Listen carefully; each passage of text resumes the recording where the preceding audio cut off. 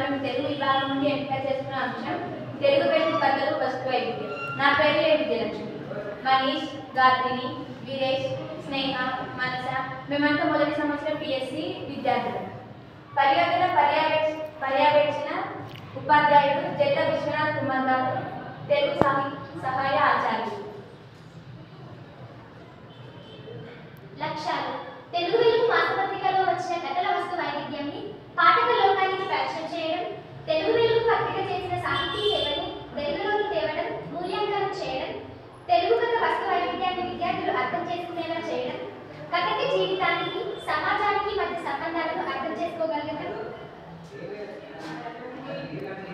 Ramoji foundation ప్రచురణగా 2012 September నుండి ప్రారంభమైన తెలుగు వెలుగు తెలుగు సాహిత్యానికి ఇతోధికంగా సేవ చేసి కరోనా అనంతర అడ్డంకుల మూలంగా 2021 మార్చి సంచికతో పాఠకులకు దూరమైంది. మొత్తం 103 సంచికలలో 600 కథలతో తెలుగు కథా సాహిత్యంలో ఒక కీలక పాత్ర పోషించింది. ప్రతి సంచికలలోనూ కథా సాహిత్య సృజనలో లబ్ధ ప్రతిష్ఠులైన ఒక ప్రముఖ కథా రచయిత కథని కథా పాఠ్యాంగం పేరుతో పాఠకులకు బహుమతిగా అందించింది. కథల పోటీ నిర్వహించి విజయవంతంగా నిలిచిన వారి కథలను బహుమతి పొందిన కథల పేరుతో అందించింది. పూర్వ పరిశోధనలు: తెలుగు వెలుగు మాసపత్రిక సాహిత్య సేవపై ఇప్పటిదాకా పరిశోధన ఏం జరగలేదు. తెలుగు వెలుగు పత్రిక సమగ్ర పరిశీలనలో ఇది తొలి అడుగు. సాహిత్య సమీక్ష: ఒక రచయిత రాసిన కథలోని వస్తు వైవిధ్యాన్ని పరిచయం చేసే సాహిత్యం వచ్చిన పత్రికల్లోని కథలో వస్తు వైవిధ్యాన్ని పరిచయం చేసే ప్రత్యేక పరిశోధనలు ఏవి అంతగా రాలేదు.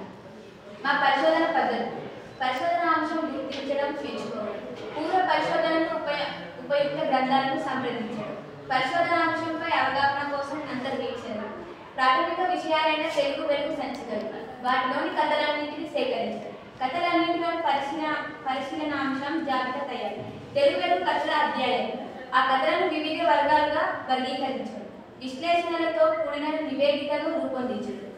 తెలుగు వెలుగు 103 సంచికలతో ఉస్మానియా విశ్వవిద్యాలయం నుండి గ్రంథాలయం, అబ్దుల్గంజ్లోని కేంద్ర రాష్ట్ర గ్రంథాలయం, గజ్వేల్ ప్రభుత్వ డిగ్రీ కళాశాల నుండి ముద్రించిన పంతులను సంప్రదించాం. ఇంటర్నెట్ మరియు ఇతరుల నుండి సేకరించిన పీడిఎఫ్ను సేకరించాం. సేకరించిన కథలన్నీ చదివి వివిధ వర్గాలుగా వర్గీకరించుకున్నాం. ఆ వర్గీకరణలు ఎలా ఉన్నాయంటే: మానవ విలువ నేర్పని సందేశాత్మక కథలు, కుటుంబ సంబంధాలు, కుటుంబ జీవన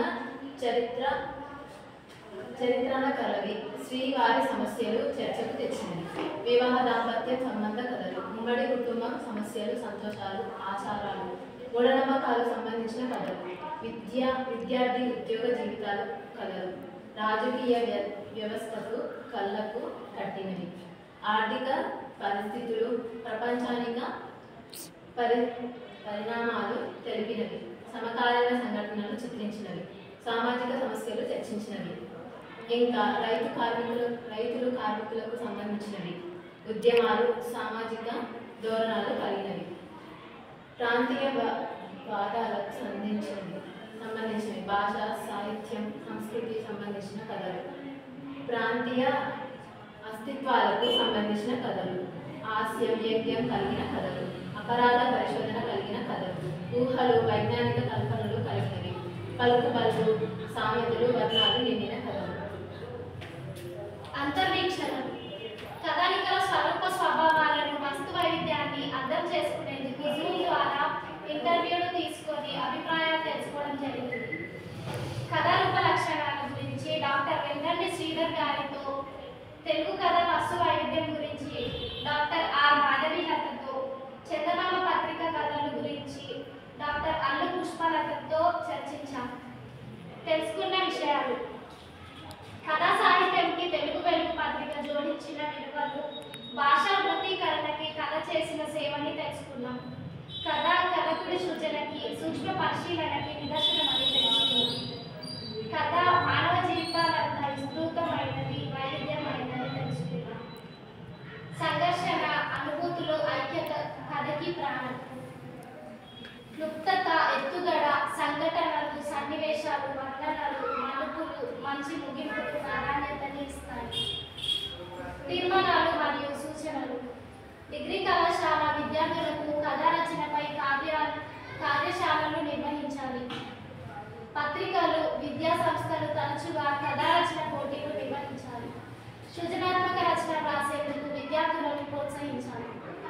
దానికి ప్రాజెక్టు కృత్యాలుగా ఉంచాలి. తప్పనిసరిగా చదవాల్సిన గొప్ప కథలను ఆడియోలు, వీడియోలు చేసి ప్రసార మాధ్యమాలకి అందించాలి.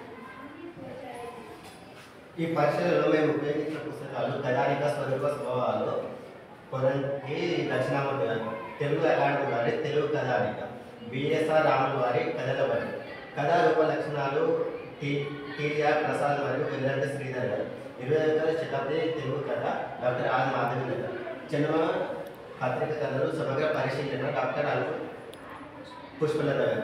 ఈ పరిశోధనలో మాకు సహకరించిన డాక్టర్ కె విజయ్ కుమార్ గారు, ప్రిన్సిపల్ ప్రభుత్వ డిగ్రీ కళాశాల ఉప్పల్, మరియు వీరందరికీ మా ధన్యవాదాలు.